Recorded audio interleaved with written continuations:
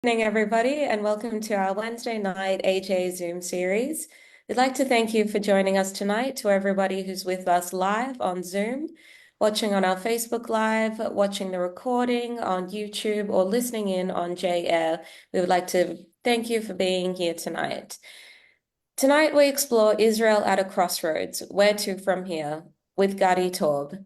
Gadi is a historian, author, and senior lecturer at the Hebrew University of Jerusalem, who is well known for his political insights and co-hosting one of the most popular English language podcasts on Israeli politics.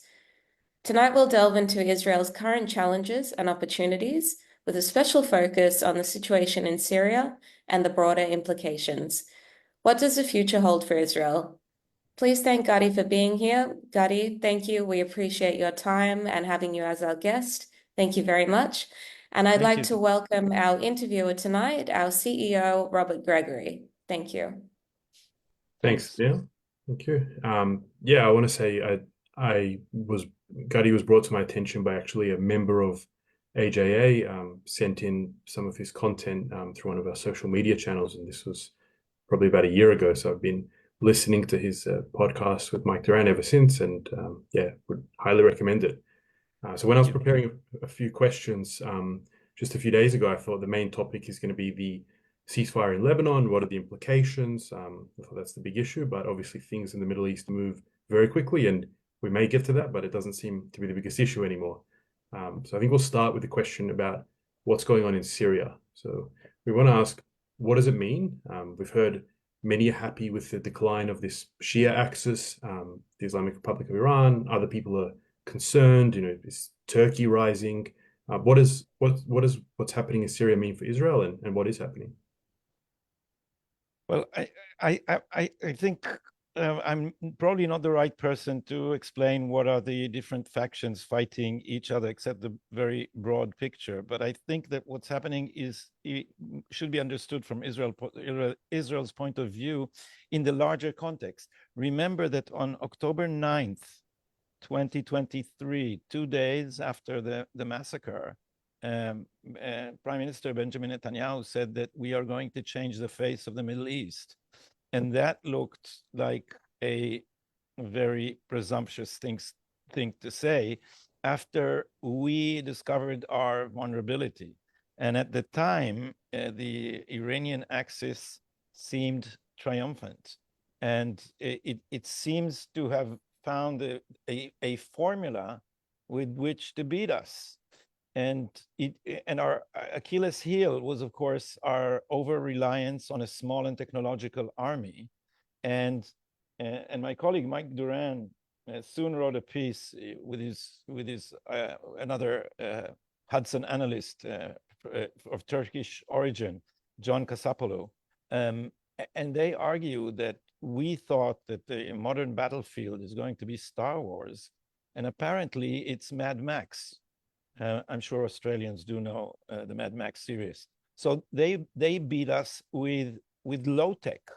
And Yahya Sinwar understood full well that we can penetrate his cell phones, and therefore he used pencil written notes to pass. He talked a lot on the phone, but about other things, and he used pen and paper or pencil and paper to pass notes to his subordinates to plan this atrocious attack. And then we suddenly found ourselves faced with a ring of fire around us, mostly using low-tech missiles that are able to saturate our defenses. And therefore, I certainly did. I thought that the existence of Israel is now in question. Because I don't know if you remember, on April 13th, the night of April 13th to 14th, I guess it was the 14th already in Australia, the Iranians launched the largest missile barrage in history. And we intercepted it all, along with the Americans and other partners in the region. And everyone in the West was happy, but wrongly. Because that interception cost us $1.5 billion. And we thought the Iranians have a large enough arsenal to throw such barrages at us nightly for months, and we would have gone bankrupt. So at that point, we thought Israel is an existential danger. So when Netanyahu said, I'm going to change the face of the Middle East, it looked like, well, can you just beat Hamas to start with? And what he did was use this sweeping motion from Gaza to Lebanon, by the way, in the face of strong American opposition, to swing the might of Israel all the way, presumably to Iran, as we hope. We hope we've not seen the last of our attacks on Iran. But what he managed to do is leverage a war in Gaza, which the administration tried to frame as another episode in the Israeli-Palestinian conflict, and insist this is only one theater of a large war, 7-theater war with Iran. And so we steadily moved from Hamas to Hezbollah. The turning point was the beeper night. Mike calls it the grim beeper night, in which I was optimistic for the first time, because I did a lot of interviews, and I tried to sober my interlocutors up and tell them the situation is much more serious than you think, and we are facing a decade of wars, I said, because my analogy was looking at the broader Middle East. As the Syria question is, of course, part of that. My analogy was Gamal Abdel Nasser in the 50s. In the 50s, Israel faced a noose that Pan-Arabism was tying around them under the leadership of the charismatic general Gamal Abdel Nasser, who then cut a deal with the Soviets to refurbish his army and renovate it and augment it. And we felt that we are being surrounded by a noose that can strangle us. And it took 25 years, a quarter of a century, and 4 wars to take Egypt out of the equation so that the noose will disperse. There was the Sinai War, the Suez War of 56. There was the 6 Days War of 67. There was a war of attrition, 69-70. There was the Yom Kippur War of 73. And only in 79 did the maneuvering of Kissinger and Nixon brilliantly push the Soviets out of the region and move Egypt to the Western camp, and therefore end the struggle. And I thought that now we have a similar situation, and if we would take them one by one, I said the next war is going to be with Hezbollah, and like everyone, I thought that war is going to be atrocious, with many tens of thousands of civilian casualties, because all these 150,000 rockets are pointed at us. And brilliantly, the prime minister did something that I think history books will record, though Israel does not give him credit for it. He's been dragged to court now to account for cigars and champagne, which he allegedly received as presents, and of running the war. But he managed to leverage this very quickly into a decisive hit on Hezbollah. And what we are seeing in Syria is the direct result. It's the collapse of the Shiite axis that threatened us. And Netanyahu said in his press conference 2 nights ago, he said that in the midst of this war, he understood that Hezbollah was the axis of the axis, as he put. The axis revolves around Nasrallah and Hezbollah, and therefore taking that out was the major strategic aim of Israel. Of course, there's still the Iranian nuclear program. But Syria, for Israel, and these jihadists are not going to be our friends. Nobody thinks that. But as he said in the press conference 2 nights ago, he said, and Israel is doing exactly that with its IDF right now. It is one thing Israel will not tolerate is any land bridge between Tehran and Lebanon, which means that we have cut the axis in 2, and now we are able to deal with both its ends. So I've become an optimist, and Syria is a test case and by now proof that the the strategy that the prime minister is employing is working. So let's pivot to something you briefly raised. While this is going on, the prime minister has been hauled before the courts. Many people talk about similar deep state to what's going on in America, and quite ridiculously, the prime minister, the courts wouldn't even they make him appear every day for many hours when there's serious issues he should be dealing with. So is this endangering Israel's security, and what's the story behind the scenes? It's certainly not contributing to Israel's security, but there's a whole elite here which actually believes that the real enemy is Benjamin Netanyahu. And this is not a metaphor. They're saying this. And their minions on Twitter in hundreds of thousands came to believe this, because the press here is absolutely horrendous. It's worse than the mainstream media in the United States, and it constantly lied, and it has a vested interest. So I'm not going to portray them only as lunatics, although they are acting in a way that doesn't seem rational. And I grew up in these circles, so I know the way they think. They pinned their hopes of the future of Zionism on peace with the Palestinians. And in their analysis, the greatest danger to Zionism is losing the ability to separate from the Palestinians, and therefore eventually losing the Jewish majority between the Jordan and the sea. In their mind, Benjamin Netanyahu is the obstacle to what they call the two-state solution, which is not a solution at all. It's the two-state idea, we should call it, which has just failed, by the way, because Gaza was the pilot for the two-state solution, right? It was the pilot. He said, okay, we will, no conditions at all. We'll just retreat from there, and they will have a chance to create their own state. And the left here, and especially Haaretz, has been saying, you will see the miracle of Gaza. It is going to be the Singapore of the Middle East. It is going, the Palestinians will show you that economy trumps everything else, and they will want your money, not your land, and they will sell you hummus on the beaches of Gaza, and you will go eat fish for 10 shekel, which is $3 American, and you will and peace and common sense will reign. And we saw what happened in Gaza.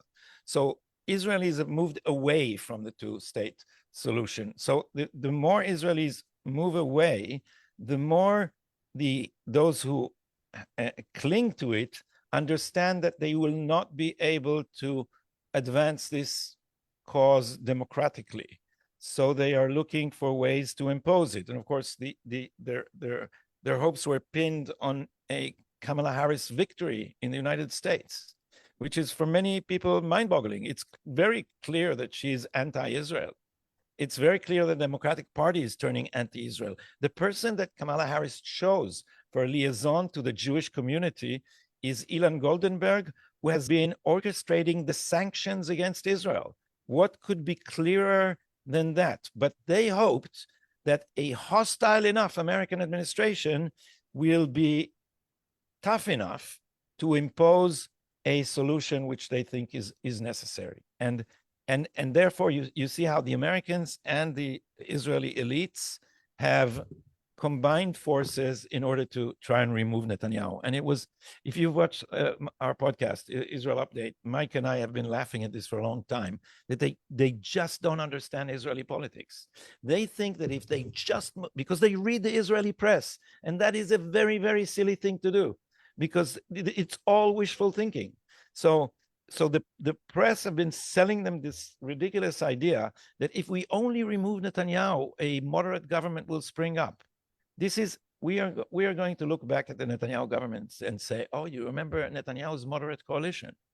Because the electorate after the massacre of October 7 has lost any faith in peace with the Palestinians. And so you will have, at least in terms of foreign policy, you are going to have a much more hawkish Knesset next time. And the only way for the left to leverage enough seats in the Knesset to form a coalition is by cheating, like Naftali Bennett did. So if you form a party that says that that it is going to be, that it's a right-wing party, and then it betrays the right-wing bloc after the elections, like Naftali Bennett did and seemingly planned to do. So they understand this, and so they are trying to take what they are left with is trying to splinter the right-wing bloc by taking out Netanyahu, and they've been at it for years. The crazy demonstrations against Netanyahu, crazy because they're very close to his home, and they are deliberately trying to disturb the peace, make enough noise in order for him not to be able to concentrate. They can't do it in his day office because that's too far, but I've been in his other offices a number of times, and the noise is deafening. And where they live and where they sleep, the noise is deafening. So they've tried to drive him mad, basically.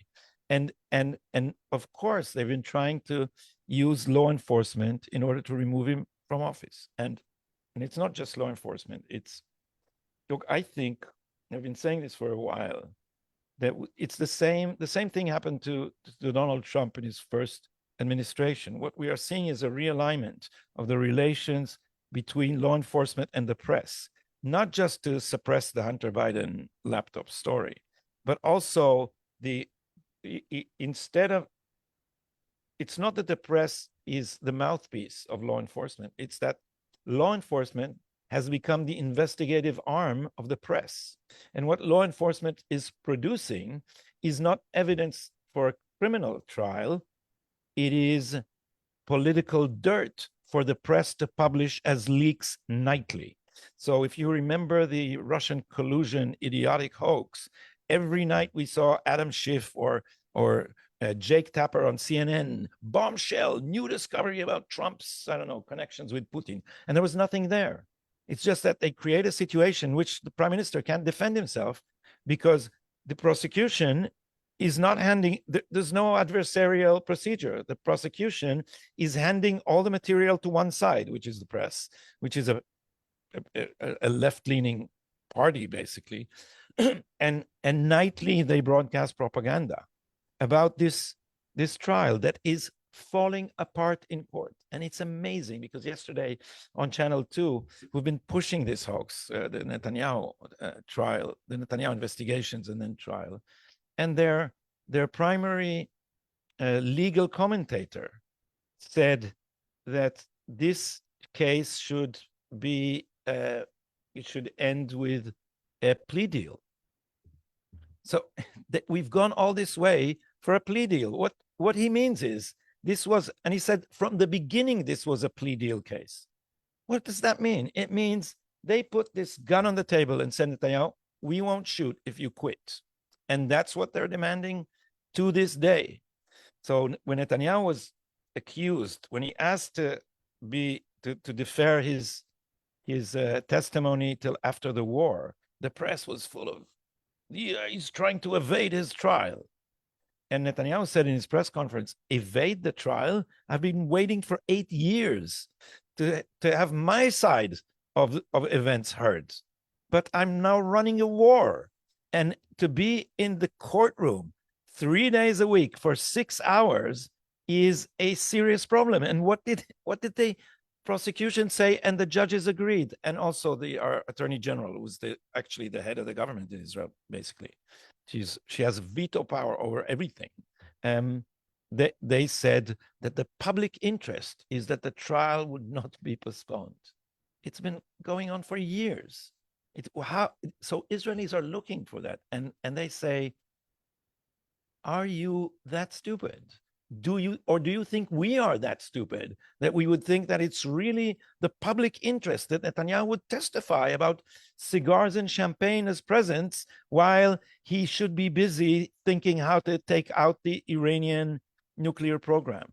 And so it just shows you that they have tunnel vision, and for them, it's like the Trump derangement syndrome. For them, Netanyahu is the problem to their vision of the Middle East, and any means necessary to take him down are to be used. They are investigating his staff. They put a put an IDF officer in jail for taking a document which his superiors refused to show the prime minister, for bypassing his superiors and handing it to the prime minister's office. So he has been now detained, and he will be held in jail for the whole of the court proceeding. It's just amazing, and they're trying to break people in order, as they did in the legal proceedings against Netanyahu. Now it's Shabak, it's the security service. It's much more scary, and they're trying to break someone, and they're telling them, "Give us something about Netanyahu, and it'll let you go." And that's amazing, because they control Shabak, the brass of the IDF, the court system, the prosecution. So it's very powerful. But on the other hand, Netanyahu is, I've never seen him in such a good mood, by the way, as we have in the last days, because first of all, he's in his element. This is his whole career was a plan to strike at Iran at some point. This is his mission on earth, and I'm telling you, I know this man for a long time as an Israeli citizen, and then as a journalist, and I can tell you that this is his view, his view of his role, and the role of the Prime Minister of Israel, is that this is the most important leader of the Jewish people in this generation, and it is his sacred task to lead the people of the Jewish people to cross the Red Sea to safety on the other bank for the duration of our lifetime. This is, and for him, he's a man with very deep historical sensibilities. If you'd like, I had a conversation with him of an hour and a half about history in my Hebrew podcast. It's available with English subtitles, and I can send it to you guys if you're interested in watching. And this is an intellectual, and his view of history and his role has been Iran for 5 decades, and now it's his chance. So he draws, as he said in a press conference 2 nights ago. He said, "You think you know why I'm strong? I'm strong because I have a mission, and I will carry it out." And what gives him also strength is the ferocity of the young generation, which is a surprise to everyone. I for once thought about this Generation Z, that they were photographing their food for Facebook and unaware of everything else around them, and suddenly they are fierce warriors. And so Netanyahu feels rightly that the army, the rank and file, are behind him. And so for the first time, he has moved to the attack on the deep state representatives. And he's been saying, there's a coup trying to undermine me. And there's enough public resonance for that I think it keeps them at bay. Yeah, I think a lot of people would be shocked that, 6 hours, that's 18 hours, and think how much time you would need to prepare for a court case like that. So to be trying to run, 7-front war at the same time, he's got a lot on his shoulders. Let's turn to Gaza. We always hear there's a hostage deal near. It seems this time there really is one, it seems like. So what's happening in Gaza? How many hostages are alive? Is a deal about to happen? And what are the long-term plans in Gaza? Well, the government is rightly refusing to divulge much information about the hostages. There have been leaks there's been anti-Netanyahu leaks from the team running the negotiations with Hamas. But I think that what we are seeing is that the strategy of maximum pressure is paying off. The hostage, I made I don't know how many short clips and one longer conversation about the outrageousness of the moral outrage of this public bring them home now movement, which has been weakening Israel's position and which has been making it harder to reach a hostage deal. It's very clear if you're sitting here, what is this?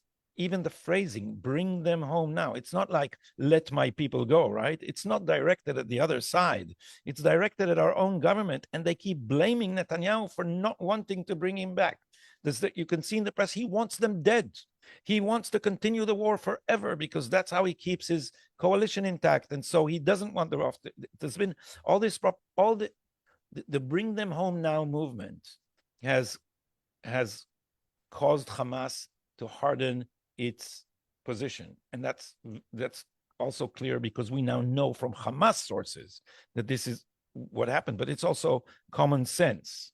So they have been making it harder to reach a hostage deal. Why? Because taking out Netanyahu is more important than anything else. And the press is one choir of this lie that Netanyahu is the problem of reaching a hostage deal. Our problems in Gaza are not solved yet, but I think that we need to put the pressure on Hamas to such an extent that they will feel that only handing the hostages can save them. How did we reach the original hostage deal in November of 2023? There was no humanitarian aid. That's how.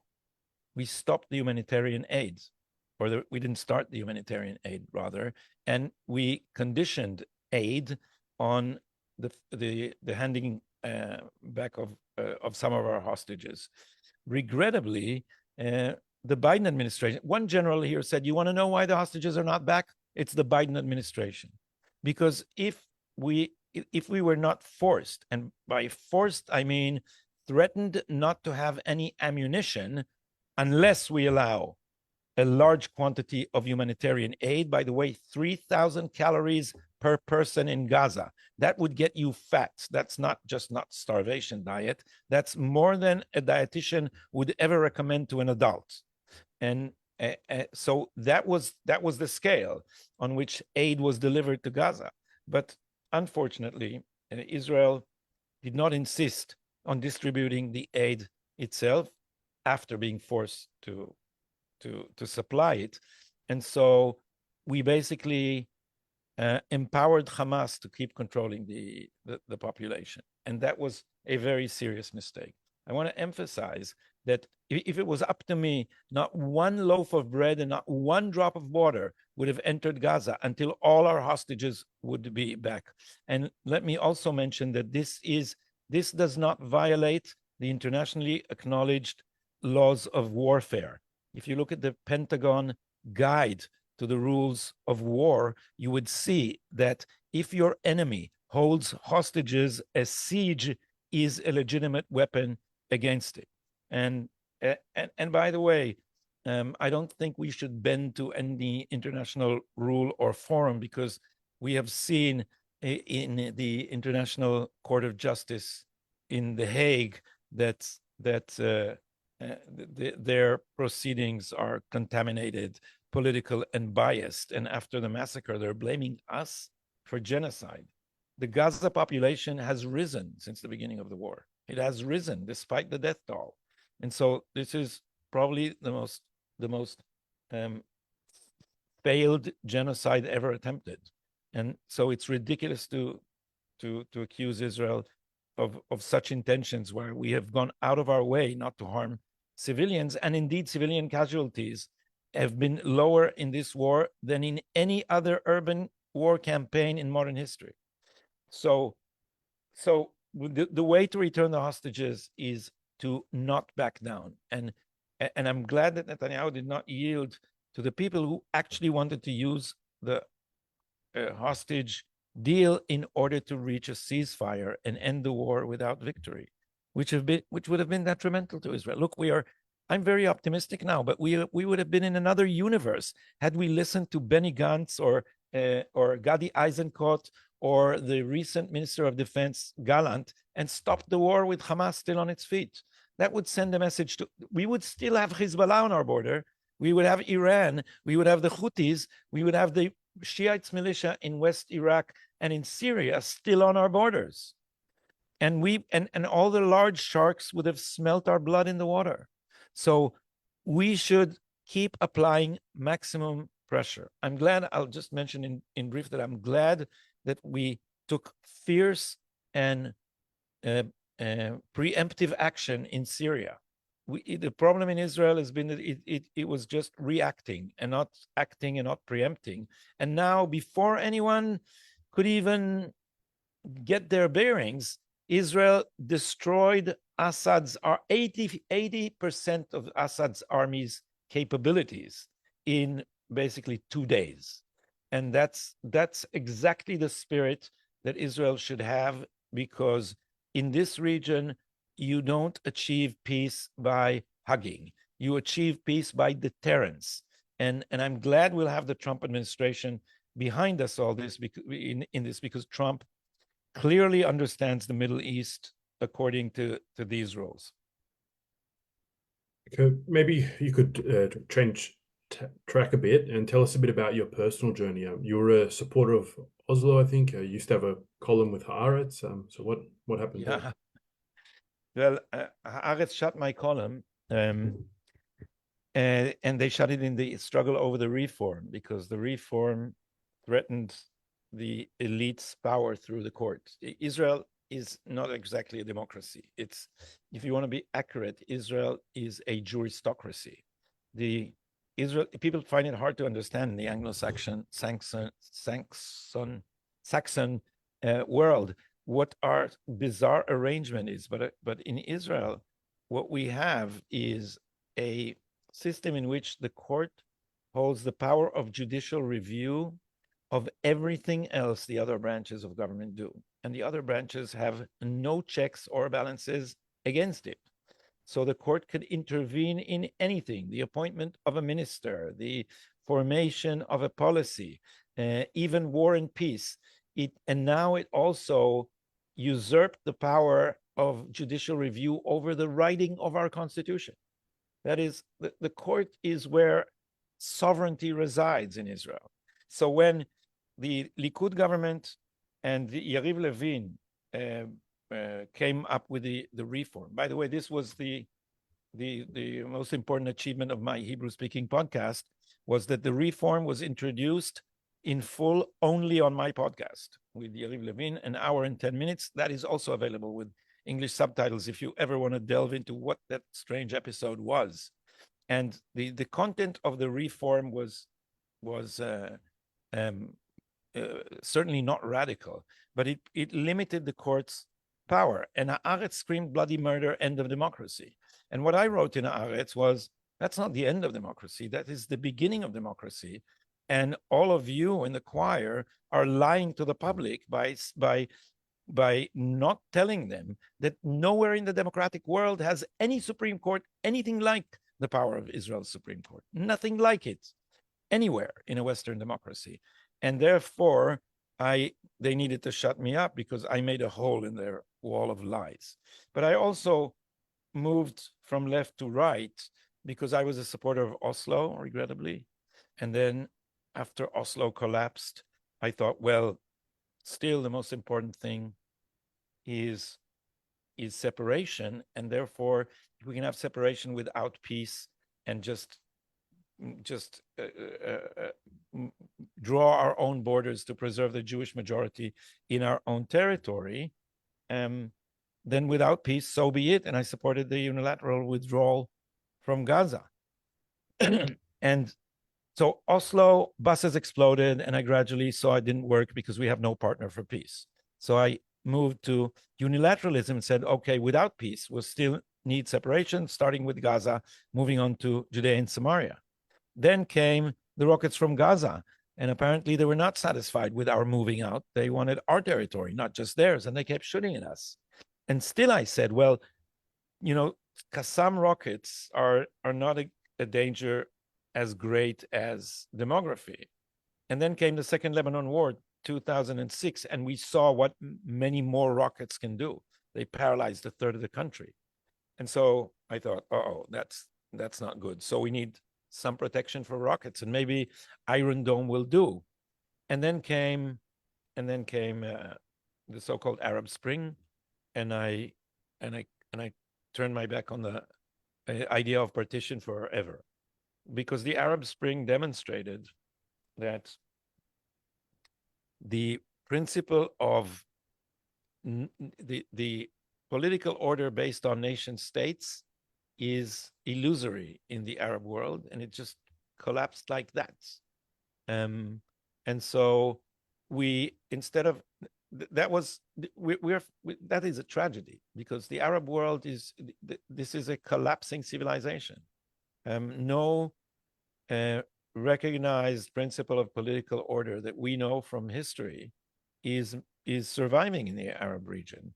They tried Arab socialism, they tried monarchy, they tried pan-Arabism, they tried pan-Islam, political Islam, they tried nation states, they tried a revolutionary Ba'ath. Nothing survives except the tribe.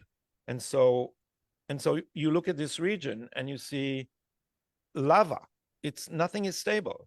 And then on this, you see the growth of Al-Qaeda and ISIS and other mutations, and you think there's a sea of political lava boiling all around us, and we can't have it spill over the mountain range into Tel Aviv.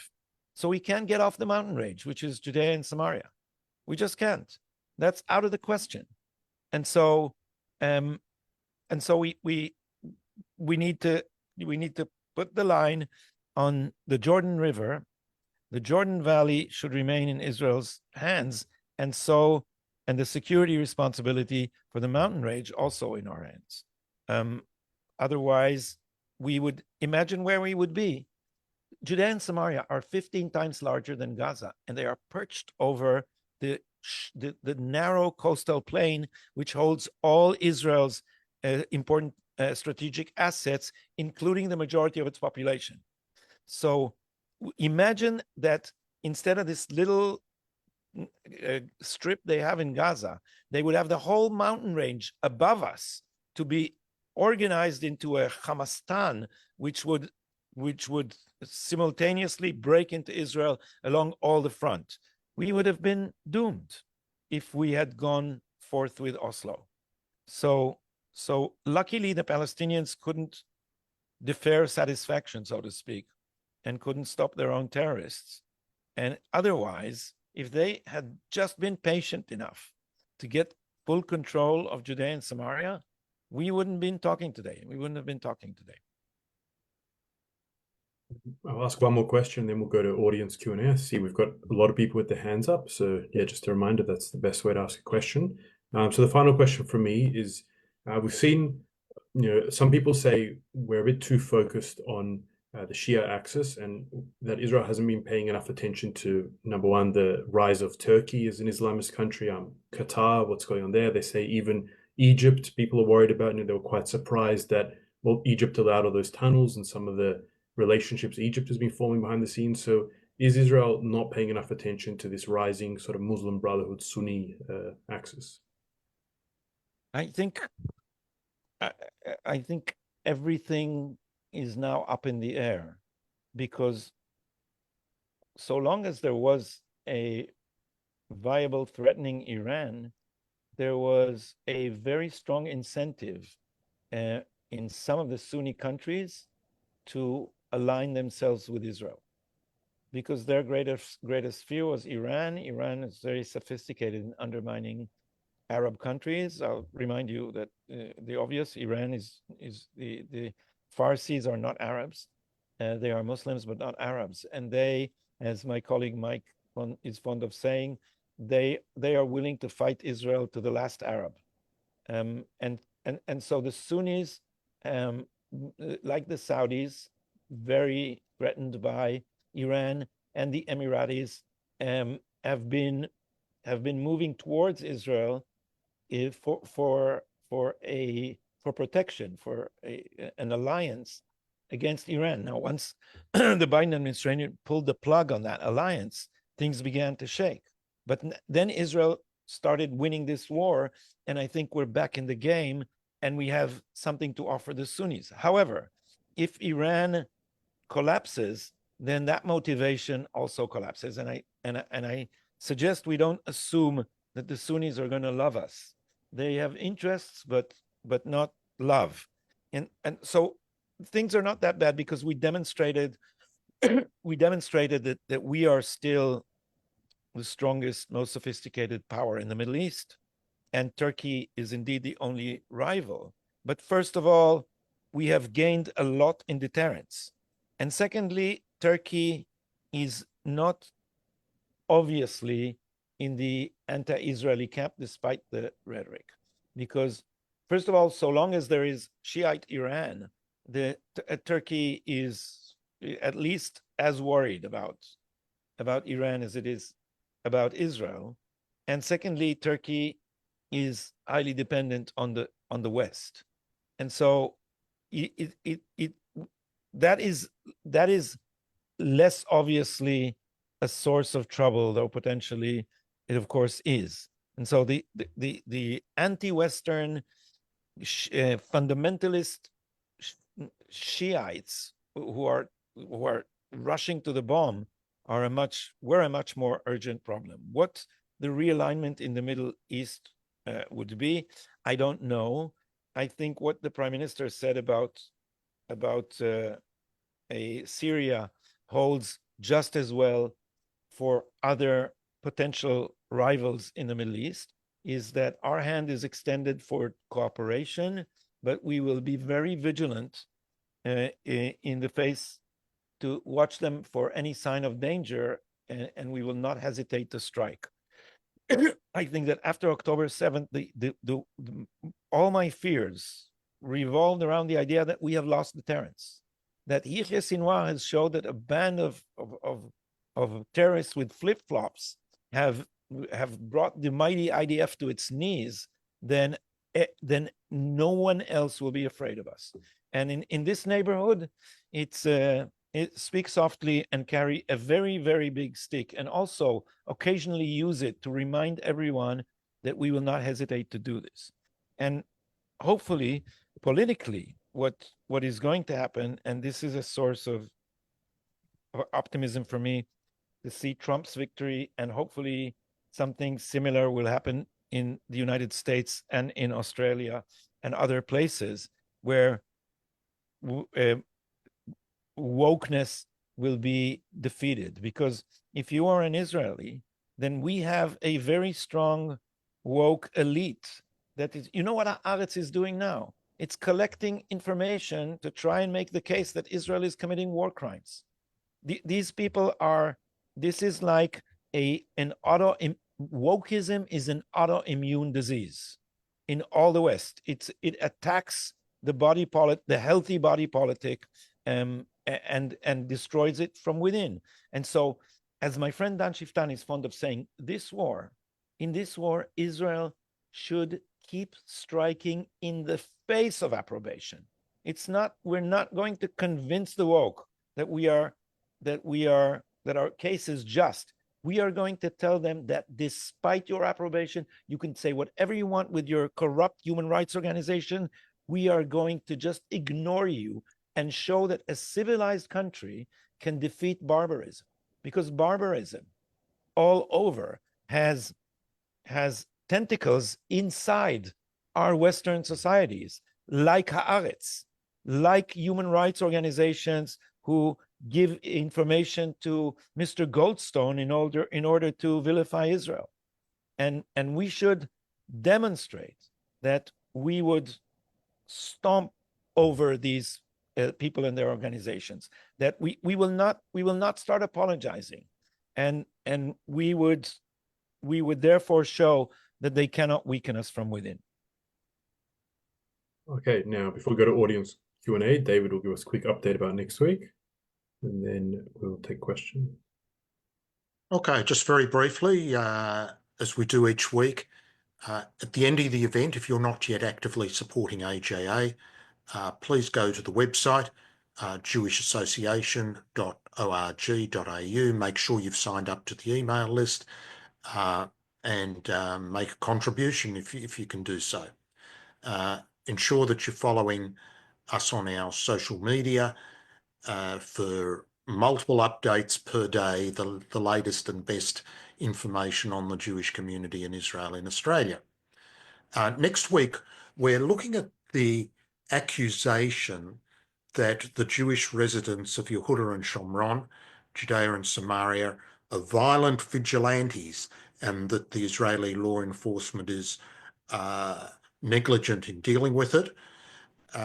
This myth, certainly grossly exaggerated, is going to be discussed by Professor Eugene Kontorovich, a great friend of AJA, and he is currently involved in legal action for precedential cases where some Israelis have been sanctioned in the United States. So that's next week. Thank you, David. We'll go to our Q&A. Alan, please unmute. Thank you, Tennille, and thank you, Gadi. Gadi, I just want to go back to the hostages for a moment, and it seems to me that Hamas will never release all hostages, because once they do, they then lose all their leverage and the whole show is over for them. Would you agree? And if so, how does Israel then deal with a world demanding some sort of negotiated process? Do you see any realistic possibility of some sort of deal emerging?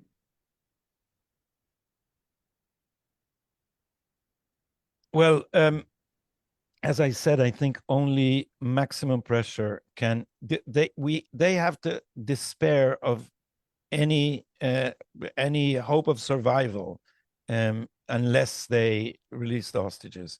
And so after killing Yahya Sinwar, the first thing that the Prime Minister said on his evening press conference was that that now Hamas may be fragmented. Any local leader of Hamas which holds hostages is going to get a safe passage out of Gaza if they hand back the hostages. So if you fragment them, there's no longer a policy, and you turn them, as you rightly said, Alan, you turn them into the private insurance policy of different local leaders. Now, all through this debate, we have not given sufficient account to the question, who holds the hostages? They are doubtlessly dispersed around. They certainly don't hold them in one place. And do we know that there is a single authority that can speak for everyone who holds them? Some are probably held by the remnants of Islamic Jihad. Some are by Hamas. Some are by local leaders. We know that some were distributed to just local families. Like Noah Gamani, who's probably the face of the struggle for the return of the hostages, until the left discovered that she's a supporter of Bibi, when she was suddenly vilified. So horrendously. She just came back. She did not come back from this Hamas summer camp. She was held in captivity for the longest time. And then when she came back and cooperated with the Prime Minister, I don't know if you remember this touching scene when he was speaking to her and holding her hand. Some feminists immediately screamed that was sexual harassment or something. The left is just unbelievably ridiculous. That's how I would want my Prime Minister to behave. And he insisted from day one that by surrendering to all of Hamas's demand, we will not get them back. And my greatest fear was exactly what you said, Alan, that we would stop the war for just the first batch of hostages and then lose all leverage to get the others. So the only leverage is keep the pressure up. And this is why the most available means is to starve them. Anyone who holds the hostages should have nothing to eat until they give them back. While we keep trying to release them by force. We have discovered, sadly, that Shabak has the General Security Service, who's responsible for Gaza, has very precious little information that is in complete contrast to the professionality of the Mossad, who was responsible for Lebanon. And we seem to have known where every hair in the nostril of Nasrallah was. And in the end, we started joking here that the IDF should be careful not to kill our own stool pigeons in Hezbollah, and because there's no one left. And so we don't have information. So what we need to do is, if we could, we should divide the territory. I didn't get into this, but the Attorney General has been putting obstacles in the IDF's way by excuses of international law and the need to kiss up to The Hague. But we should divide the the Gaza Strip into small parcels of territory, surround each of them, hold a siege on each of them until everyone comes up with their arms up and gives back the hostages. This negotiations is not necessarily the best way to go. Thank you. Terry, would you unmute, please? Hi, good evening. You've given a fairly sort of bleak view of the way in which Arab society has collapsed on itself. However, there are some possible bright spots. When Trump gets back in, how do you see the Abraham Accords either developing or consolidating? Well, hopefully we will be able to get back on that track. You know, I interviewed Mike Pompeo on my Hebrews podcast in English, of course, and asked him how he would define the first Trump administration's Middle East policy, and he said three things. One, Iran is the problem, not the solution.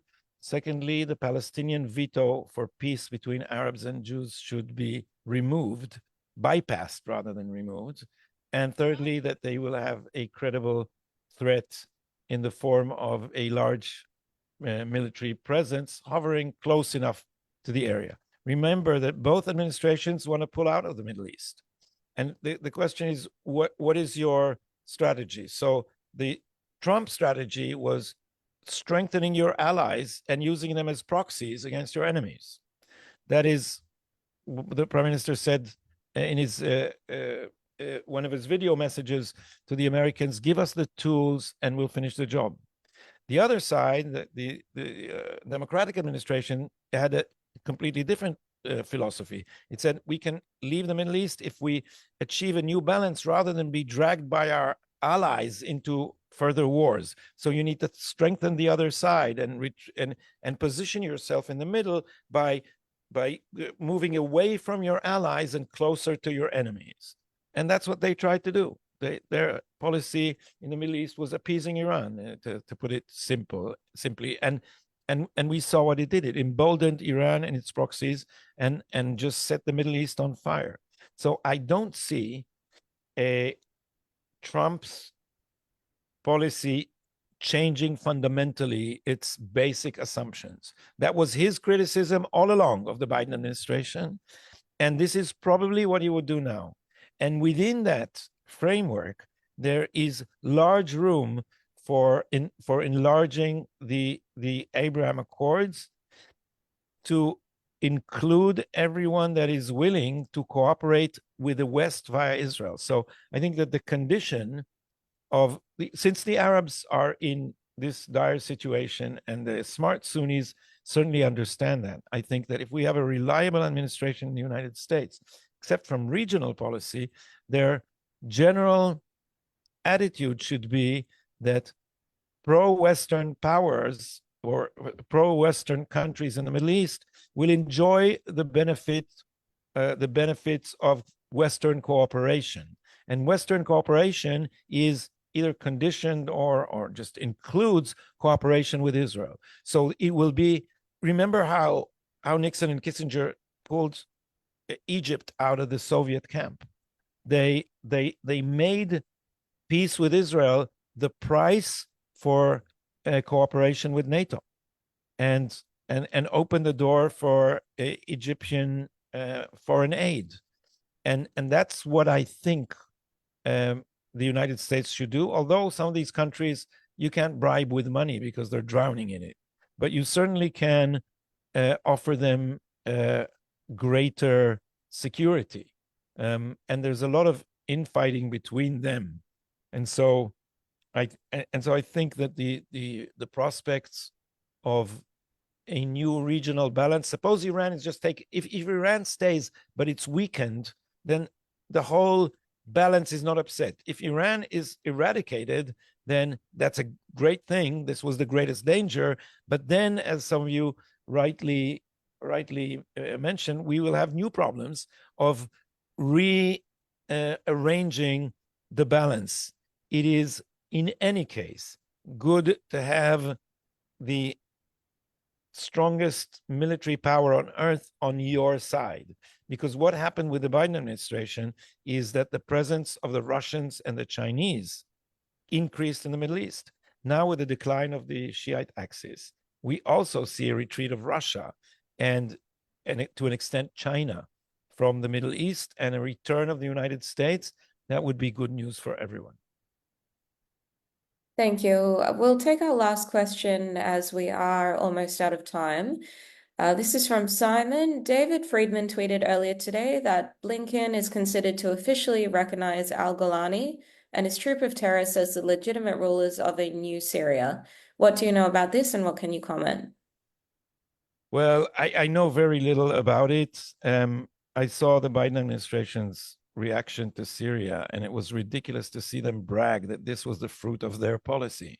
And then Biden said, oh, it was great because we now, our policy has pushed the Shiite axis, the Shiites, the Iranian influence and the Russian influence out of Syria. No, you didn't. You sabotaged our policy, which was to do that, and we succeeded over your objections. So now the recognition of the rebels as a legitimate government is probably a move to try and cover the unstoppable with an aura of intention or legitimacy. And I don't know how it will play out. I think that once again, the Biden administration is paying too much attention to the lip service that the rebels are now paying to the West in order to stabilize their regime. Israel should stay vigilant, and whatever the administration does in this arena would be reversible by the Trump administration if necessary. Thank you. Unfortunately, we are out of time for today, but before we wrap up, we'd love some final words from you, and also how do people stay in contact, follow you? The plug, please. So first, it was a pleasure to be here, and I saw by the faces, nods, smiles on all the little squares that people know what I'm talking about. It's something you can tell from people's faces. So I'm glad there are people who are aware and knowledgeable about all these things.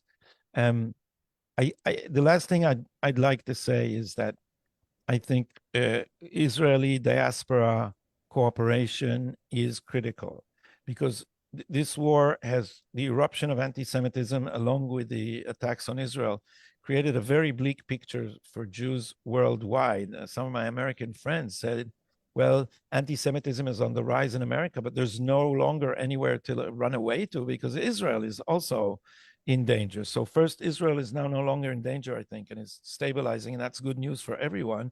But Israelis should not forget that the rise of anti-Semitism in the diaspora has not stopped. If anything, Israel's insistence on defending itself has put Jews in an even more difficult situation when the news is full of Palestinian propaganda that Israel is a rogue, murderous state. So I would like for guys like you and Jews everywhere else to be open about your needs and concerns and about how we can possibly help you. Not all of us can. Some of us can offer analysis. Some of us can offer support in spiritual or emotional or friendship or whatever. Some of us can give lectures. Some of us can coordinate efforts. But my friend, the Minister of the Diaspora, Amichai Shikli, is certainly aware of that. And I think that in the long run, this struggle is a worldwide struggle against the woke. And the Jews are the front of this war. They suffer the brunt of woke racism and hostility and hatred, and also they are the canary in the coal mine. But it is also to a large extent up to them to stand at the forefront of the Western struggle against the woke virus. And I think Jews should wake up to this struggle. I'm very disheartened to see, J Street and other people trying to find favor with the woke by convincing Biden to boycott us or other idiotic things that some American liberal Jews are doing. But I think that since we are in this same struggle, it is to a very large extent up to Jews to uphold the original Western values. And it's no coincidence that in many of these places in America, I know America more than I know other places, but clearly American patriots and American pro-Israelis are not always one and the same, but mostly one and the same. We know there are also conservative anti-Semites, but I think that Netanyahu, in his speech to the joint session of the two houses of Congress, was right. And we should insist on the framing. This is a war of civilization against barbarism. Israel is at the forefront of this war in the Middle East, and Jews are at the forefront of this war in the diaspora. It's the same struggle. It's not similar. It's the same struggle where Palestinians are beating Jews up in Amsterdam and where Palestinians are invading Israel from Gaza. It's the same exact struggle, and we have to choose. Do we stand with the woke, where the Muslim is always the holy victim, or do we go back to supporting the Jews as the case for tolerance and humanistic liberal values?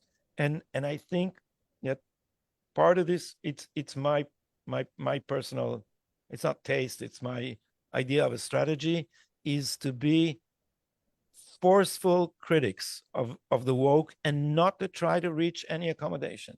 Do not ever apologize to these people. Do not try to show that the accusations that you are somehow racist or harbor a dual loyalty. Don't ever apologize to them. Once you start apologizing, you lose.